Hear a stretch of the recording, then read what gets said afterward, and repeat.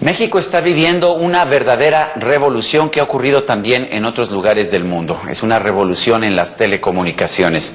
Y en esta revolución el Instituto Federal de Telecomunicaciones tiene un papel protagónico. Tuve la oportunidad de conversar con Gabriel Contreras, comisionado presidente del IFT.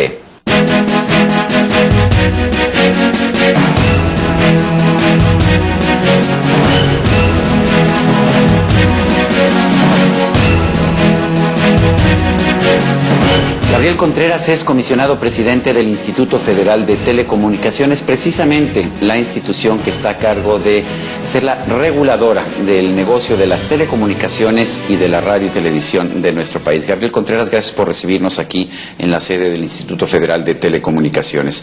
Acaban en el IFT de nombrar a los agentes económicos preponderantes. Lo primero, ¿qué es un agente económico preponderante? Con mucho gusto, Sergio. Mira, la reforma constitucional en materia de telecomunicaciones estableció diversas medidas concebidas para ser ejecutadas en el corto plazo con el objeto de impactar directamente en estos sectores. Una de ellas es precisamente la determinación de los agentes económicos preponderantes. Es un concepto novedoso. Tradicionalmente se utiliza... ¿Existe en otros países del mundo? Porque es un golpe muy fuerte para ciertas empresas. Decirle a una empresa, tú no puedes usar tu infraestructura, la que tú construiste y en la que invertiste, o no puedes tener exclusivas de televisión, es muy duro, ¿no? Mira, el concepto que se utiliza tradicionalmente es el de dominancia o poder sustancial en un mercado relevante. Son conceptos utilizados por el marco jurídico de competencia tanto en México como en el resto del mundo y tienen por objeto determinar si alguien tiene un poder de mercado, evitar que se abuse de ese poder de mercado en perjuicio de la competencia. Lo que hizo la reforma constitucional en materia de telecomunicaciones fue una medida inmediata para determinar, en razón de la participación nacional en la prestación de los servicios, quién por ese tamaño tiene condiciones que pudieran afectar el proceso de competencia. Esa es la preponderancia, no es la dominancia, no es poder sustancial. La propia Constitución estableció cuáles son esos elementos objetivos que deben considerarse para determinar al agente económico preponderante. Es un 50% del mercado medido con distintas, puede ser por número de suscriptores, usuarios, sí, audiencia, capacidad de red, básicamente son esos los criterios. ¿Por qué es tan importante el poder designar a un agente económico preponderante? Y entiendo que esto limita su libertad de acción, que lo somete a lo que llaman ustedes una legislación asimétrica, una regulación asimétrica. Sí, la propia Constitución establece que a la hora de determinar a los agentes económicos preponderantes tenemos que imponerles medidas para evitar que se afecte al proceso de competencia y de libre concurrencia. Cada una de las medidas que se establecieron están directamente relacionados con evitar que se afecte la competencia o la libre concurrencia. La Constitución también estableció un catálogo de medidas que podríamos imponer, que tienen que ver con regulación asimétrica en materia de infraestructura, oferta, calidad y servicios, tarifas, entre otras, y esas son las medidas que se impusieron una vez determinados los agentes económicos preponderantes. ¿Es justo esto? Y veo que la propia Constitución dice que esto desaparecería en caso de que ya hubiera una situación de real competencia. Fíjate que esa norma ilustra que claramente estas medidas tienen el propósito de lograr que haya más competencia. Una vez que haya condiciones de competencia efectiva, estas condiciones no tendrían por qué subsistir, estas medidas, estas obligaciones. Eso refleja claramente que lo que se busca es tener una mayor competencia, que haya una mejor oferta, mayores servicios, mejor calidad, mejores precios. Han sido dos las empresas designadas como empresas que tienen esta calidad de agentes económicos preponderantes. Son distintas empresas del Grupo Carso, estoy hablando de Telmex, Telcel, pero también Grupo Inbursa, lo cual me sorprendió un poco. Y por el lado de la televisión es Televisa, pero es por televisión abierta nada más. Vamos a empezar por Grupo Carso y el sector de telecomunicaciones. ¿Por qué estas empresas en particular? La Constitución nos ordenó determinar la existencia de agentes económicos preponderantes. Permíteme subrayar esto. No habla de concesionarios, habla de agentes económicos. El grupo Inbursa no es concesionario de nada, ¿no? Exactamente. Es una empresa de seguros. Ese es el punto, y un banco, hasta donde entiendo. Y un banco, sí. Ese es el punto. El agente económico preponderante, como agente económico, no como concesionario, en este caso en particular fue determinado como un grupo de interés económico. Es un concepto utilizado dentro del marco jurídico de competencia. Es decir, existe un conjunto de empresas que tienen un objetivo en común y que actúan de concierto para cumplir con este objetivo. ¿Por qué se determinó que todo este grupo de empresas son ese agente económico preponderante? Para asegurar que se cumpla con esta regulación. ¿Que no se utilice una empresa del grupo para darle la vuelta? Ese es un ejemplo, por ejemplo. Mira, existen concesionarios que son propietarios de toda la infraestructura pasiva que está al servicio de sus redes. Deja de ponerte un ejemplo muy simple. El terreno. Si estamos imponiendo una obligación de compartir ese pedacito de terreno donde se puede interconectar un operador con otro, el concesionario podría decirnos, yo no puedo compartirte un terreno que no es mío. Pero si ese terreno es de otra filial o subsidiaria, tendría la obligación de hacerlo, porque las obligaciones se imponen a todo el grupo de interés económico. Esa es la razón. Grupo Televisa, me queda claro, tiene una situación especial en televisión abierta, más del 70% del mercado. ¿Por qué no se aplica la designación en el caso de televisión de paga, solamente en televisión abierta? Aquí lo que hicimos, Sergio, fue cumplir cabalmente con lo que ordena la Constitución. Y la Constitución ordena que debe determinarse la existencia de un agente económico preponderante en el sector de telecomunicaciones y un agente económico en el sector de radiodifusión. Y eso fue lo que hicimos. La televisión de paga... Además puede ser uno en cada uno de esos sectores. Uno en cada uno. Así se desprende claramente tanto del texto de la Constitución como del dictamen de la Cámara de Senadores que dio lugar justo a esta reforma constitucional. ¿Y televisión de paga dónde queda? ¿Es telecomunicación? La televisión de paga es hoy un servicio de telecomunicaciones. Así son las concesiones, ¿no? Se dan una concesión a Sky o una concesión a Cablevisión o a Cablemás precisamente como de telecomunicaciones. Es una concesión en materia de telecomunicaciones para prestar el servicio de televisión restringida. ¿Qué va a pasar con la posibilidad de, no sé, por ejemplo, de Telmex de otorgar el servicio de televisión? Sabemos que tiene una red que le permite otorgarlo, pero una concesión que le prohíbe hacerlo, porque la concesión se dio desde un principio con esta limitación. ¿Qué va a ocurrir con estos cambios que estamos viendo? Ahí también la Constitución fue muy clara.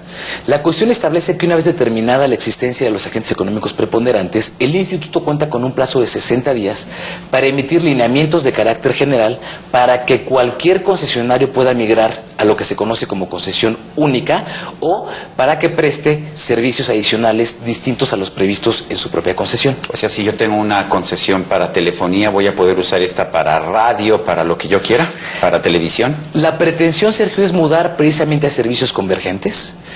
Habrá que esperar. Eso está llevando la tecnología en todo el mundo, ¿no es así? Hoy sería muy difícil distinguir lo que uno ve en la televisión, si es internet, si es televisión de paga, si es televisión radiodifundida. Tendría uno que irse a la parte de atrás a ver si todo esto llega por un cable, si va a una antena, si va a un satélite. ¿A dónde vamos? A la convergencia de plataformas tecnológicas. El Instituto Federal de Telecomunicaciones cumplió y el 7 de marzo, esto es antes de lo que tenía señalado, un par de días antes, dio a conocer estas declaratorias de agentes económicos preponderantes. Pero ¿qué tanto afecta su función el hecho de que todavía no tenemos leyes secundarias? La Constitución, Sergio, nos dio claramente el marco jurídico con el cual teníamos que actuar para hacer esta determinación y para imponer las medidas. Fue una enmienda constitucional muy detallada. Cuando me pongo a verla, de hecho, siempre he hecho el comentario, es más larga la enmienda constitucional en materia de telecomunicaciones que la Constitución de los Estados Unidos completita. Tiene un régimen transitorio bastante vasto, si me permite la expresión, y precisamente tenía por objeto dar claridad desde el principio de hacia dónde tenía que ir el sector. En el régimen transitorio se previeron varias medidas inmediatas. Déjame hablar solo de algunas que también tuvieron lugar, que se concretaron la semana pasada. Se estableció un registro público de concesiones, que también nosotros pudimos conformarlo, y es público y está a disposición de todo el mundo en Internet. Se publicaron las bases para licitar 2 nuevas cadenas de televisión, radiodifundida digital con cobertura nacional.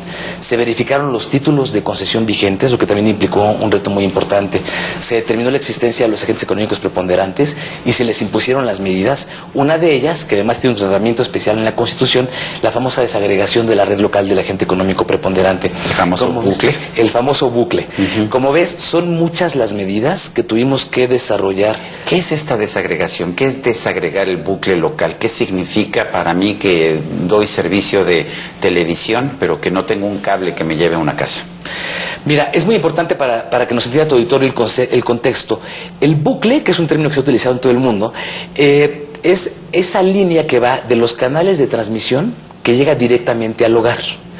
No todos los concesionarios tienen ese cablecito que va de la línea de transmisión al hogar. El último metro más que el último kilómetro. La última milla, el último metro. Llaman, pero es casi en algunos casos de unos cuantos metros. Lo cierto es que sí. Sería una barrera muy importante de entrada para cualquier concesionario ir a poner en cada casa esa infraestructura de red, ese cablecito.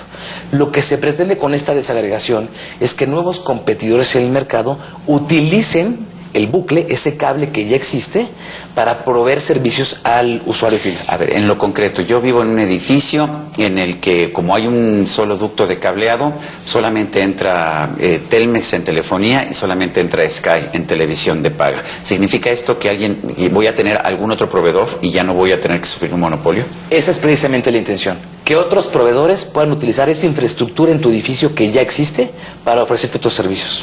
Va a haber 2 cadenas nuevas. ¿Pueden ser propiedad de un solo agente o tienen que ser 2 agentes distintos?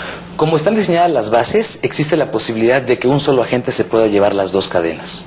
Esto significaría que sería una competencia más fuerte frente a los ya establecidos, incluido TV Azteca, en la cual yo colaboro, hago la aclaración de interés, y Televisa, que tiene pues el mayor porcentaje de mercado. O sea, podría haber una cadena más, una empresa con 2 cadenas o 2 cadenas diferentes. Es correcto. La Suprema Corte de Justicia de la Nación, al revisar la anterior ley de telecomunicaciones y radiodifusión, determinó que las concesiones no se podían dar nada más por cuestión de dinero.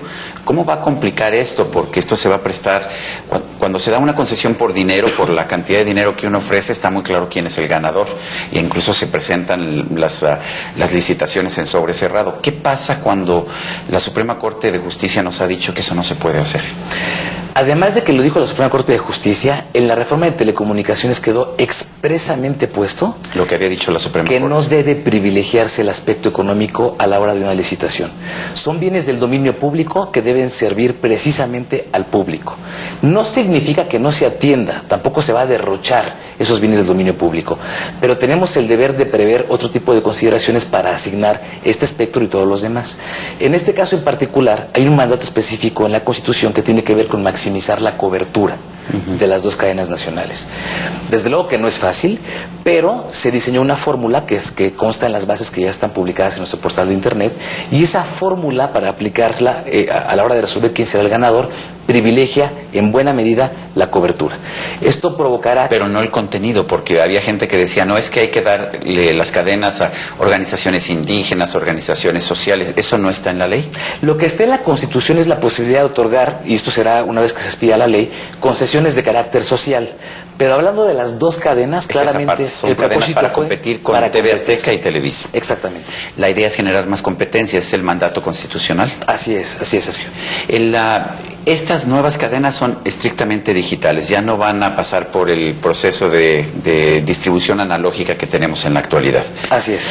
Esto significa que una cadena puede o utilizar sus 6 megahercios para un canal de 4K de definición, o puede meter 4, 5, 6 canales. ¿Hay alguna orden para las nuevas cadenas sobre cómo deben distribuir sus 6 megahercios? No se dice nada en las bases de licitación ni en los documentos relacionados con las bases, porque la Constitución estableció claramente que hay un principio de reserva de ley, decimos los abogados. La forma en la cual cualquier concesionario puede multiplexar o multiprogramar en estos 6 canales es algo que deberá determinar la ley. O sea, el multiplexeo sí va a ser posible. Una empresa va a poder utilizar 6 megahercios si tiene la tecnología y quiere hacer la inversión para tener 4 o 5 canales. Está previsto, de hecho, hoy mismo en la ley, y desde luego que será muy importante lo que diga la ley que viene, la ley convergente respecto de este tema. Tenemos muy poco tiempo para muchas cosas y la verdad es que ya se me acabó el tiempo, pero te quiero hacer una pregunta personal. ¿Es cierto que sigues dando clases en la Escuela Libre de Derecho, que es una escuela en la que no se paga a los maestros? Es correcto, Sergio.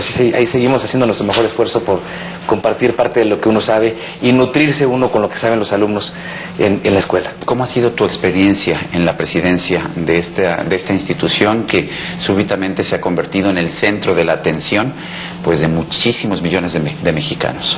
Ha sido un privilegio, Sergio. Antes que nada un privilegio por contar con un pleno con el que cuento, por contar con el talento con el que contamos en el instituto. Hay un auténtico compromiso por hacer que este sector se mueva hacia una mayor competencia con mejores servicios y mejores precios. Ha sido complicado, ha sido difícil, pero estamos seguros de que estamos haciendo lo correcto. Gabriel Contreras, comisionado presidente del Instituto Federal de Telecomunicaciones, gracias por esta conversación. Muchas gracias, Sergio. Y a usted, amigo televidente, que hace posible este programa, se lo agradezco también. Esto es todo por hoy, pero no se lo olvide. Nos vemos la próxima.